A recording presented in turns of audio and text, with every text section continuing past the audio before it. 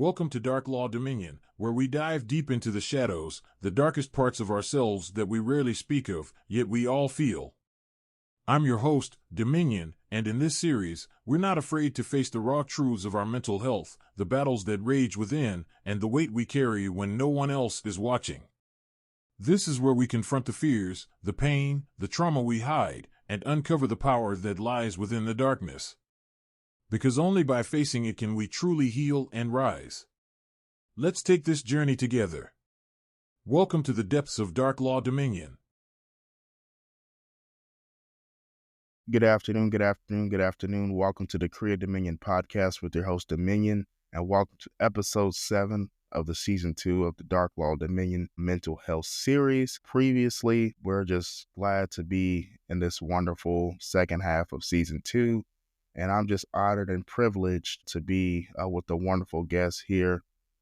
This is Crystal Foster. And I'll let Crystal, why don't you tell the audience a little bit about yourself and who you are. Hello, everyone. My name is Crystal Foster. I am a nurse by trade. I am a mental health advocate.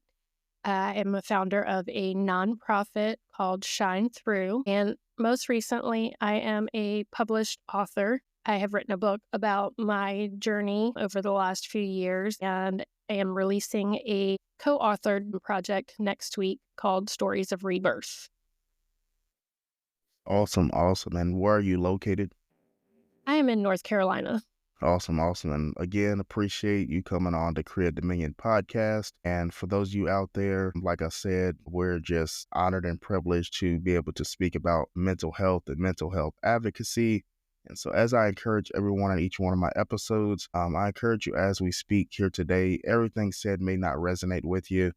But I encourage everyone just to take one thing that's said here today and be able to apply it daily to your life and to decree the dominion of your mind to reveal the true light that shines. And so again, welcome Crystal, and we're ready to get rolling in this wonderful episode. So with that being said, what inspired you and motivated you the most to become a mental health advocate for the youth? So in 2020, when COVID was happening, like I told you, I am a nurse, so I unfortunately did not get to stay at home with my family. My husband is also in the workforce. We both had jobs that did not shut down. So during the shutdown, our 3 children were at home. My parents live right next door, so that was very beneficial to us. They looked after the kids during the day, made sure they did their online studies and everything. And, we found new ways to go about our everyday life. Living out in the country, we were able to do probably a little bit more than most. Well, one day, my world got turned upside down. So in May of 2020, May 4th specifically, it started out as a normal day. I got up, I did my normal routine, I kissed the children goodbye, and went off to work. My oldest one, he has a cell phone, so I kind of checked in with him throughout the day as well as my parents. Text them around, 9:30, told them good morning, go ahead and get up and get ready for your studies. I'll be home early afternoon. So about 1:30 in the afternoon, I left work, stopped at the store to pick them up some snacks and some little things that they needed for the house. And when I came home, I entered my nightmare. My 10-year-old son, AJ, who had always been such a ray of light, had taken his own life. And initially, it was a struggle to get through those next few months, just keeping my own sanity. I started counseling. I made my husband and my children start counseling. And that I was never one to believe in going to a therapist or talking about your problems. I was raised to where you keep your problems to yourself. So it was initially very hard for me to open up. But when I finally allowed myself to open up and talk about things, I was able to work through my trauma. And as I was able to work through the trauma, I just started really educating myself on mental health in general, specifically more towards youth. And I learned several things that I generally had no idea. And one of the biggest takeaways from all of that was learning that youth ages 10 to 15, the second leading cause of death is suicide. And on top of losing my own child, that statistic ripped my heart out. And I just felt deep in my soul that there was something that needed to be done around this topic, whether it be raising awareness, bringing resources to our area.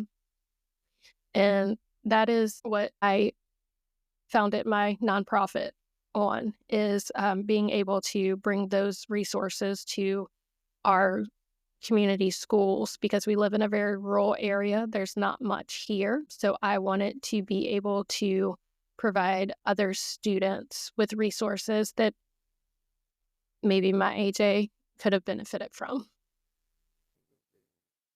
I love, again, appreciate you, being vulnerable and being able to share a part of your testimony here today. And again, just want to encourage anyone listening or viewing this episode. One thing that you said that should resonate with everybody, is seeking higher counsel, understanding that you can't do it alone and you can't heal alone. And so I love that you said you got your husband and also the other two children involved with that healing journey, because a lot of the times, when we go through traumatic experiences, we tend to shut down. And even when we begin to heal, it's only our healing and we're focused just on us. But I love that you said that, hey, it's not just me in this. We're all a family.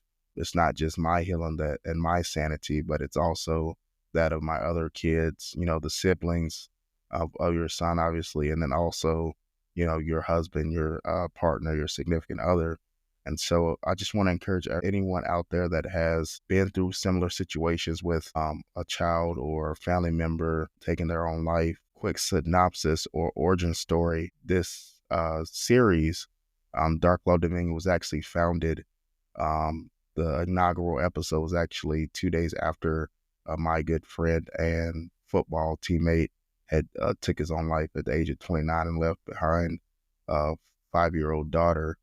And so, again, as you guys are listening or viewing, even if it hasn't happened to you personally, everyone has a coworker, a family member, even that person that is walking around the grocery store could have someone in their life that has been impacted by a suicide and mental health in general.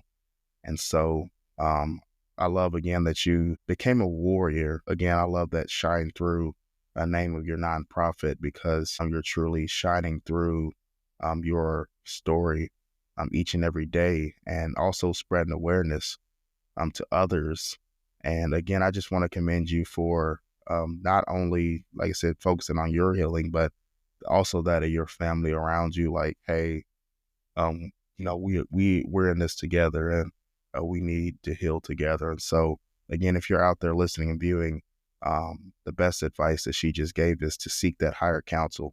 Don't shut down and shut the world out. And again, she said she wasn't, fond of therapy. It wasn't like she was already seeing a therapist or it was ingrained in her, mindset.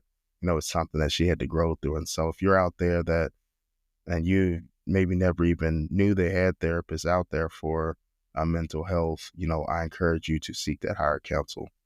And so with that being said, looking back and kind of moving forward as well, what are some of those resources that you've been able to provide for those students that have you seen that has evolved that knowledge based around, youth mental health? So I feel like, we are just really getting started, really breaking the ice. But since we started in 2023, I have been able to get at least 50% of the teachers here certified in youth mental health first aid. That way they can recognize symptoms of the children that they're with a good portion of the day, to notice just the slightest changes in their behavior, their moods, their activities, how to reach out to those children, and how to start the process of getting them help. So that was a key factor when we got started. And this year we are actually implementing a program at our local middle school. It's a national program called Hope Squad. We are trialing it just at our middle school this year to see how it goes. They do have curriculum for students of all ages, but talking with the director of student services here in the county, we felt that middle school was a good place to start, as that is where the kids here kind of combine. We have 3 local elementary schools, which then empty into 1 middle school. So not only do you have those hormones that they're dealing with, but they're also being introduced to all these new people that they haven't grown up with over the last 5 or 6 years. So just making new friend groups or getting into athletics and stuff like that, it's a big change. So we thought that that was a great place to start to see how it did. With Hope Squad, they have curriculum. It's a lot of suicide prevention, but it's also anti-bullying and just overall mental wellness. So they have breakout sessions each month, and they get to go over like mental health curriculum with the guidance counselor. She's our advisor within the school. And what's unique about this program, which I thought was really cool, is it's a student-based program. The students get to nominate their peers who they feel like would be a good person to talk to, a safe person to talk to if they are experiencing issues at home or having, really bad days. It's so important for them to have at least one person that they can feel like they can trust with talking about things. Because mental health, when you're going through a bad time, it just becomes such a heavy burden. And I often tell the kids, you think about it, as a backpack. And each day you're adding in a new book, a new binder, so a new problem, a new issue at home or at school. You got a bad grade, you got in a fight. Eventually that bag gets so heavy, you can't carry it alone. You have to be able to put it down. And by finding someone that they feel comfortable with talking about, they can start unloading some of the things in that bag. So it teaches the students how to recognize when your friend is changing, even minimally, and who to go to within the school if you think that there's a serious problem, and how to obtain help for your friends. Awesome, awesome. I love that you broke that down. And again, I commend you for, being able to open that up for kids of all ages. And one thing that you said as you were going through that program for the Hope Squad is find safe people.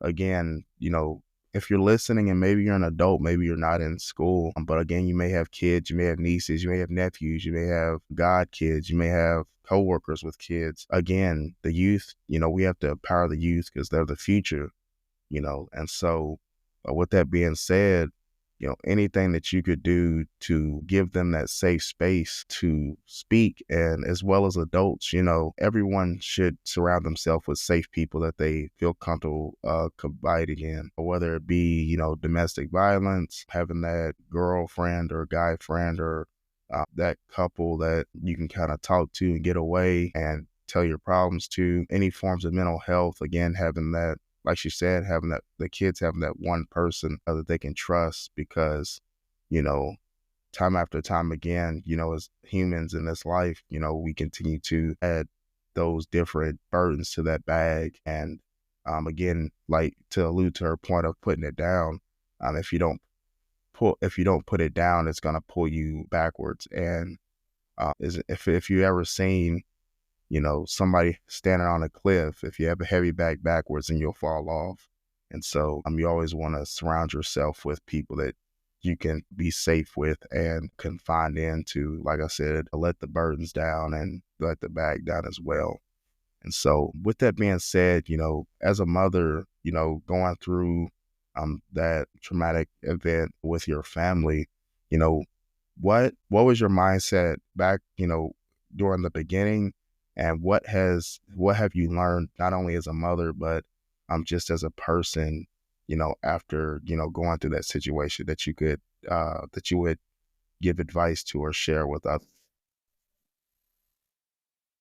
So when I was in counseling, because originally I had said that I wasn't going to do counseling, but then I sat down and had a conversation with myself in my own mind. And I said, you know what?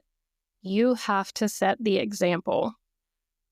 I can't expect my children to come to me and talk to me about their problems if I can't show them that it's okay to open up and to talk about things. And, if I have a problem and I'm not seeking help, then what makes them think I need to find help, And just so it really brought a new perspective when I sat down and worked things out in my own head. But when I went through with counseling, we did some individual and some group sessions. We were able to process the trauma, yes, but it actually helped me personally with several other issues that I have held on to for most of my adult life. Some things growing up, some things that have happened in my lifetime, I still carried those deep within me. When I was able to finally put down my own bag, I felt so much lighter. Like it took so much weight off my shoulders to where I felt like I could be a better mom to my other children. And I wasn't so busy worrying about my own stressors that I was more open to see everything that they were going through. And I think that a lot of times, we get caught up in our own mess, that sometimes we don't always see everything that's going on around us. So, I've tried to use those key points that I learned in my counseling sessions and apply them to my everyday life. And it's given me like a few insights on, why I am the way I am with my children some days, or why they project their feelings, onto others some days. So it really just, it opened my perspective so much and gave me such a bigger picture. Now, while, I know I will never have answers as to why things happened, with my son. It did, tell me, it reinforced just how valuable our time together is. We're so distracted by life, by social media, by internet videos, and all the things that we forget to take time for our families. We get so caught up in everyone else's highlight reels that we forget to enjoy our own lives. And so when I was able to really put priorities back into place, I think it made for a much happier home life. I love that you said that, because again, the getting caught up in the highlight reels and forgetting about your own life, because, a lot of times life goes by fast, right? If you're, focused on whether it's work, whether it's, like you said, social media, TikTok, whatever it be, celebrity gossip, all that stuff, again, you're watching somebody else's version of the story that they want to tell you, and not the Absolutely. authentic version. And then you're not even, again, living the life that you're called to live by. And, especially, being a parent myself, you know, if you're out there and you're listening and you're a parent, you have to understand that, your children have feelings too. And again, to be aware, you have to have those conversations, with your children, you know, instead of everybody sitting at the dinner table with a tablet or their phone in their hand, let's play a board game, let's eat and play Uno, let's play cards, let's play, shoots and ladders, or, let's play a game, one idea I had actually posted on Facebook the other day is, starting a family group chat, through text, not through social media, and just daily sending each other, encouragement. And then the elders for the youth, sending words of encouragement and advice, instead of the, hey, wait till Thanksgiving or wait till Christmas to see your aunts and uncles or your grandchildren or your nieces, nephews. How about, and again, like I said, people get busy, but how about periodically through the week, having that big, massive group text and not just share funny videos and laugh. Yes, that's all great, but hey, see if anybody in your family needs anything. Hey, how's everybody's health doing? How's everybody, to Crystal's point, how's everybody's mental health doing? Be that safe person for your family, for each other, and then as life progresses, because life's going to life regardless. But when you go through those, trials and tribulations and those hard times, again, you'll be more equipped for it because, you're not waiting till, your aunt's funeral that you barely talk to, suddenly happen. You've been established in this relationship with your whole family, all these weeks, all these months, a simple once a week text of, hey, how you doing?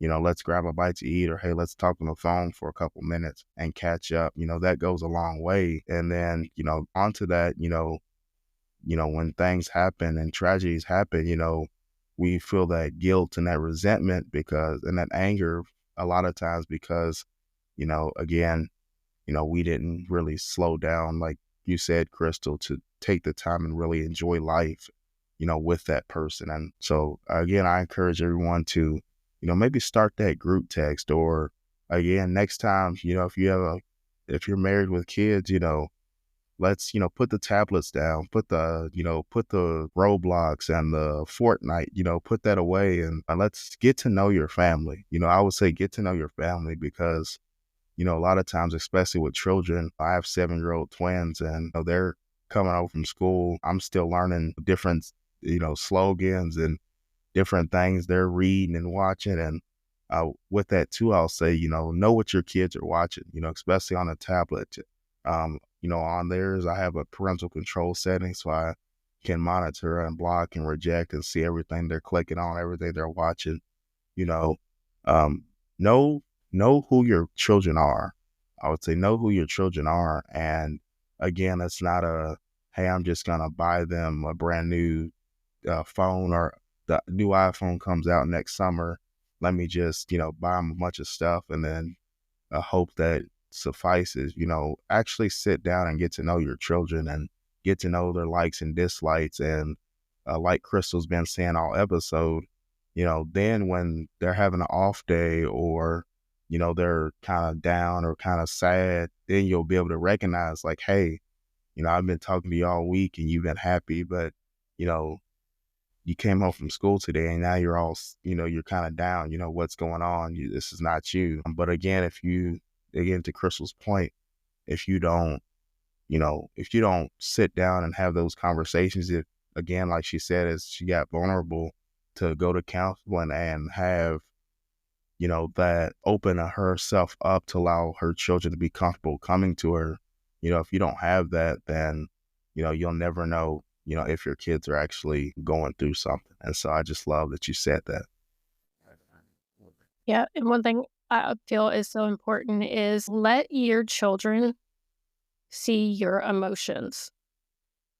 All too often, I think we shelter our kids from tough times because we don't want them to worry or we don't want to stress them. But I think it's important for them to grow, to be able to see you go through things and how you handle it. That way, that gives them some experience when they approach these roadblocks. And if they never experience it, they don't know what to do or where to go. But if they see you approaching these things and how you handle things, that kind of gives them a little bit more of a roadmap of, okay, this is how mom worked through this when this happened. Or, oh, when dad had this really hard day or hard time at work, he did these things. Let me try doing something like that. And I think that, like, our emotions are too often, like, brushed aside. Like, if your child's upset about something, don't tell them, oh, you'll be fine, stop crying. Let them talk about it. It's so important for them to talk things out, because I know when I sit down and talk things out now, sometimes I'm like, okay, well, maybe I looked at this wrong. Maybe, this is how things are going and it's not so bad. So I think that it gives them a whole new perspective on how to deal with things that life throws at them. And I think one way that we have implemented is because we had gotten away from it for a while, but we went back to family dinner time. We sit down together as a family. We all get our plates. We sit down. Nobody starts eating until everyone's there. We sit down, we eat together, and we talk about our day. What happened today?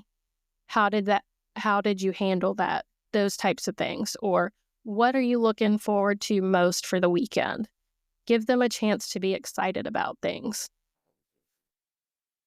Awesome. Also, again, those are some great parental tips. And again, even if you're listening and you don't have children, or maybe you want children in the future, or maybe you just, are around children, those tips can be used not just by parents, but by any, authority figure.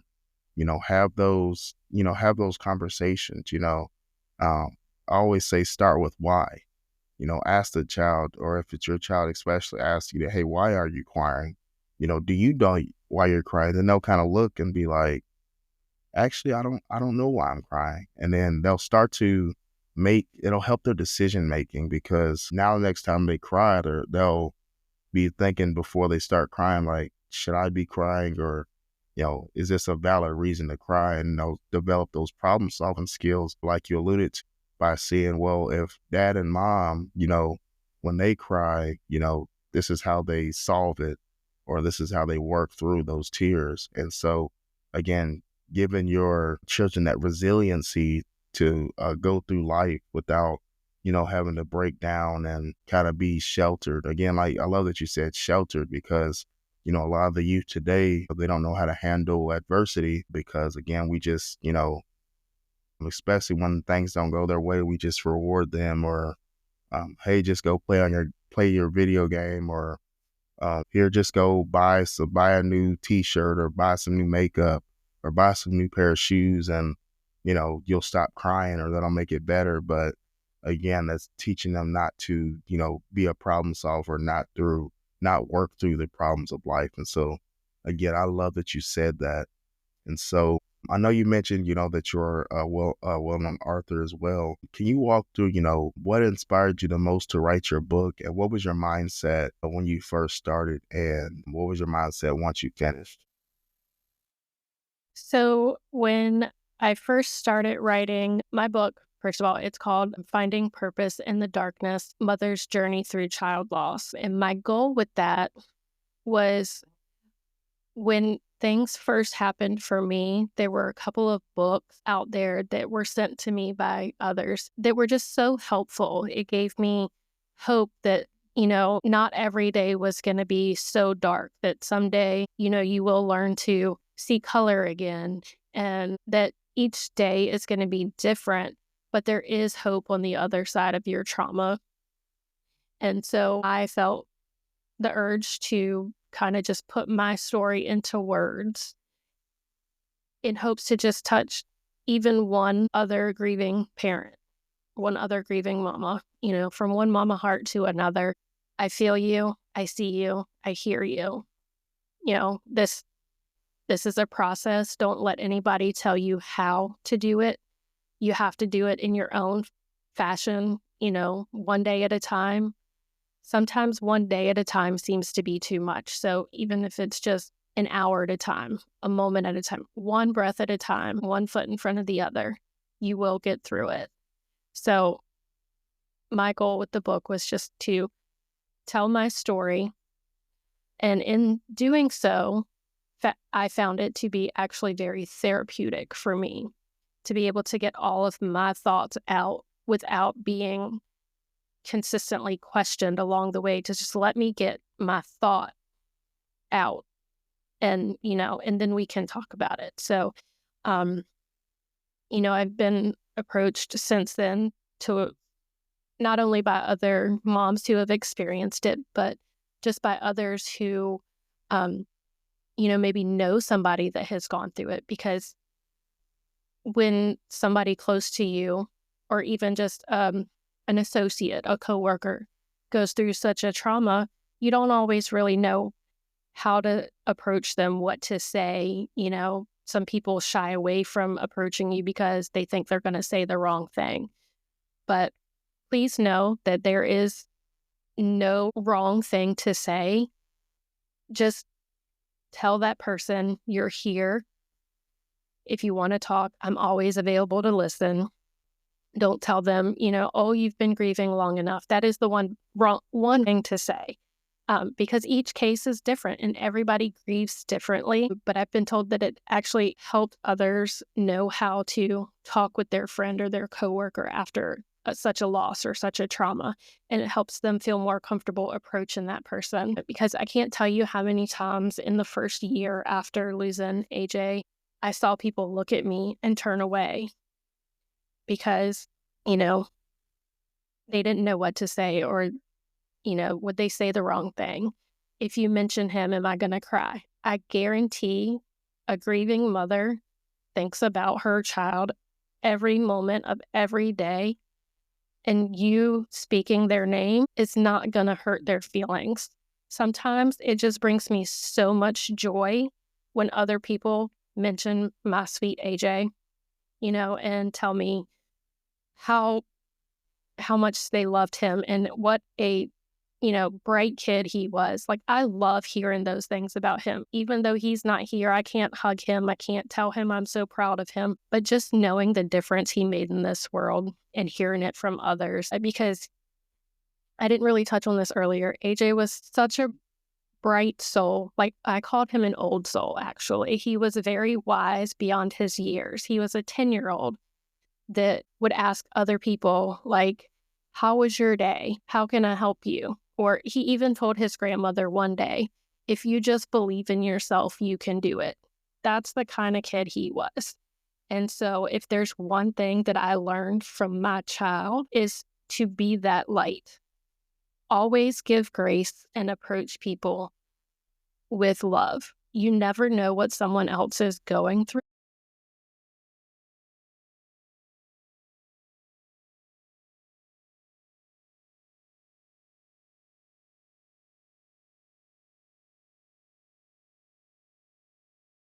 More open to talk with others about the things that they're experiencing. So my one hope for this life is to continue his light and to be even a quarter of the person that he was becoming.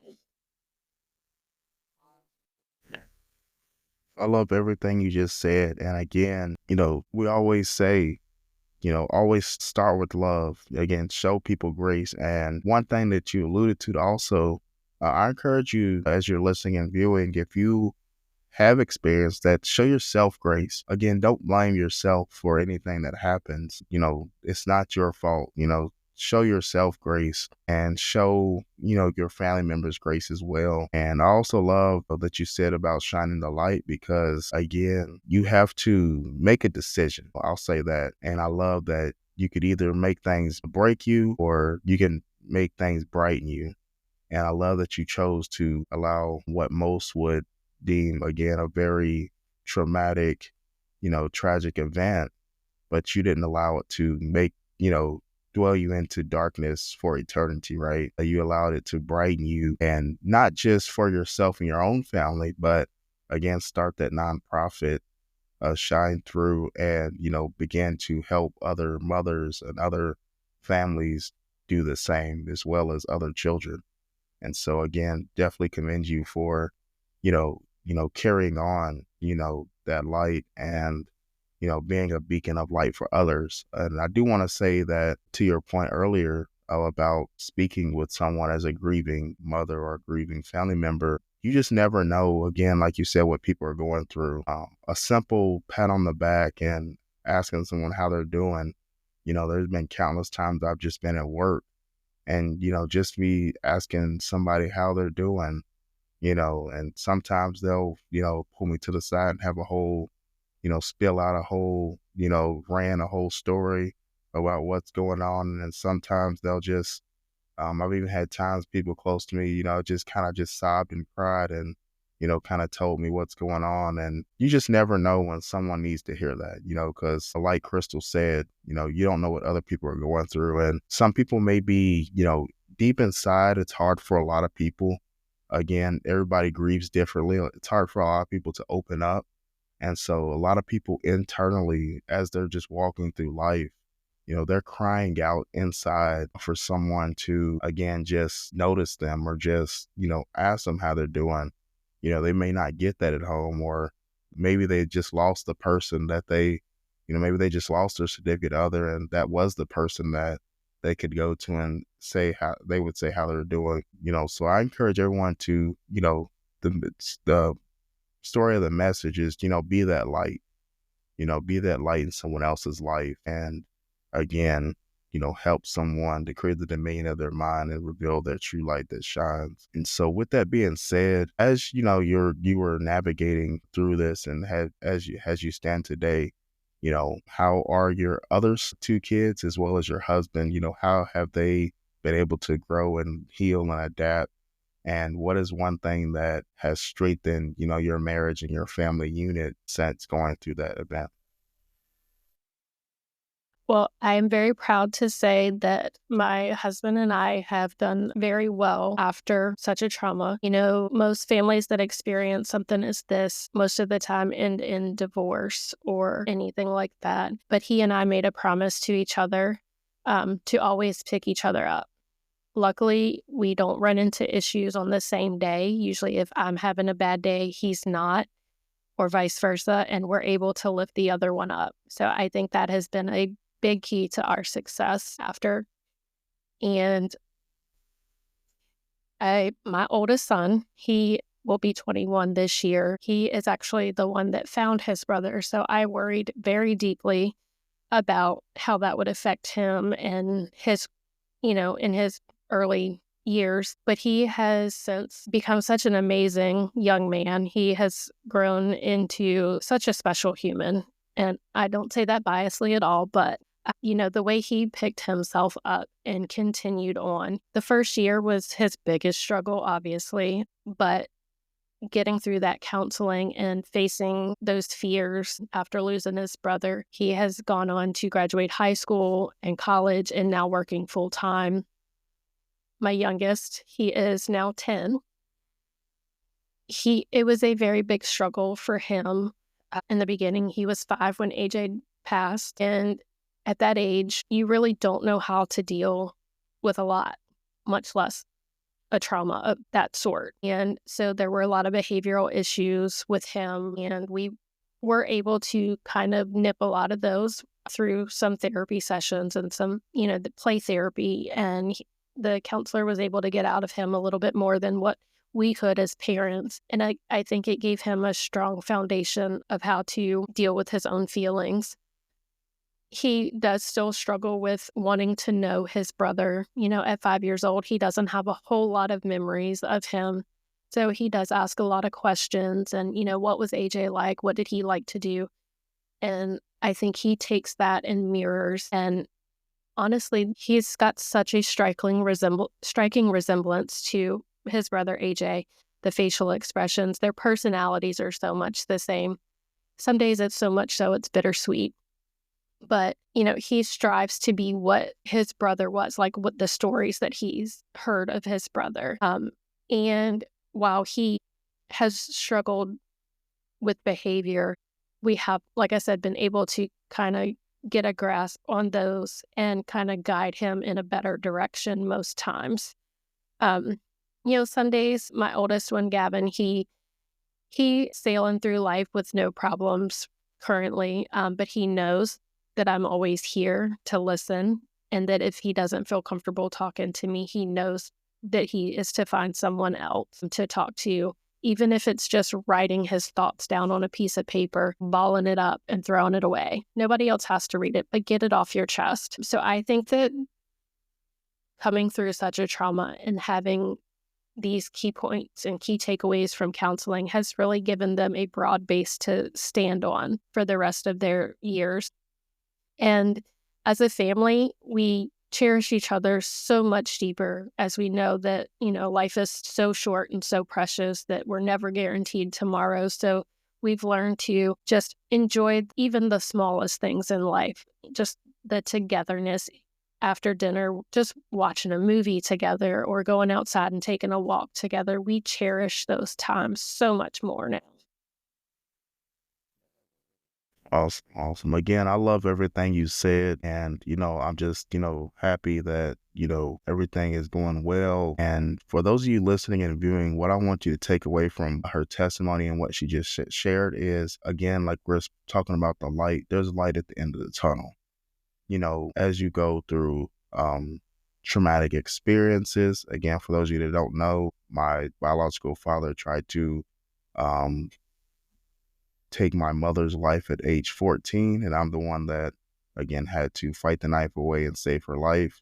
And so, all that to say, as you go through traumatic events, that first year, like Crystal's alluded to throughout the episode, that initial moment, you're in such a dark place that sometimes you don't think you can see the light. But again, to her testimony with her and her family, the light is bright at the end of the tunnel, and it's even brighter than you ever would have thought it would be, as long as you, again, have safe people around you. Again, she says she sought higher counsel and got counseling, not only for her, but for her sons as well as her husband. And they all grew and healed together as one unit, one family, just like in the movie Drumline, one band, one sound. And also, again, just show people your grace, show yourself grace, and spread that love and that light to others around you. And so with that being said, Crystal, any last minute advice for grieving mothers, for the youth, for anyone struggling with mental health or may have been through a similar situation, and then also tell the audience where they could find your books as well as yourself and your nonprofit? Like I said before, just anybody who's going through grief or trauma or anything, give yourself grace, allow yourself to feel it and to learn from it. Have a safe group of people that you trust. I can honestly say that I have a handful of friends that I would not have made it through without. They really picked me up from some dark places after this, and I owe my world to them and my family. Just being here and talking about things, it really just brought us so much closer together. But remember, just in general, like you said, you never know what someone else is going through. Approach others with love and grace, and just even the smallest, thought of, how's your day? Is there anything that I can do for you? Always keep that in your mind. That's how we spread love and awareness. And I recommend to anybody, whether you've been through grief or trauma or just life in general, life is hard. A counselor is wonderful. They can help you see things from a different perspective and open you up to so many different ways of dealing with what you're going through. And my counselor gave me certain guided imagery, I'll say, for how to handle if I'm in a bad spot emotionally, but it happens at work or in somewhere that I can't just break down, how to process at that moment, but put it away for another time, to where you can embrace sitting down with your emotions and feeling and working through those. And I think that was probably one of my biggest takeaways from counseling. So I recommend to everyone, have a counselor. Mental health is so important. It's just as important as our physical health. And we go for yearly checkups to make sure that we're well. Why not go and talk to somebody to keep your mind well? As for where to find me, I am on Facebook and Instagram, just Crystal Foster, and my nonprofit is Shine Through. Our website is shinethrough.life, and you can follow us on Facebook, or you can keep up with events on our actual website. You can find my book, if anyone is interested, on Amazon. It is called Finding Purpose in the Darkness, A Mother's Journey Through Child Loss. Also awesome. Again, appreciate everything that you shared. Thanks for being vulnerable.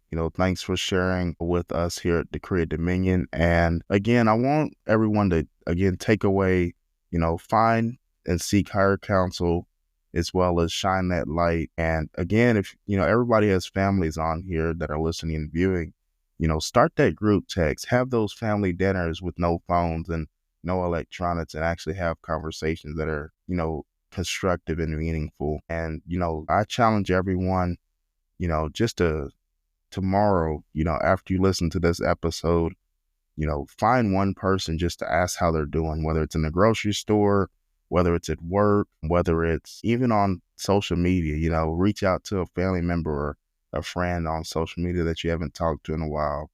And just, ask them how they're doing, and again, ask, how you can help them, and really, again, begin to shine that light on other people's life, because like we've said throughout this episode, you don't know who may need it or whose inside is actually begging for someone to just listen and get some attention.